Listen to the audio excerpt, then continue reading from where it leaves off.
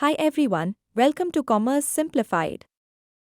Today, we'll answer a basic yet important question. What is commerce? Commerce is all about the activities involved in the buying, selling, and exchanging of goods and services. It helps connect producers and consumers, supports businesses, and drives economic growth. The major components include trade, buying and selling, and aids to trade, like banking, insurance, transport, warehousing, and advertising. All these together make commerce a key part of our lives. Why is commerce important? It creates jobs, boosts entrepreneurship, and forms the backbone of our financial markets and institutions. With a solid understanding of commerce, you can pursue careers like chartered accountant, company secretary, banking, or business analysis. For example, think of a mobile phone.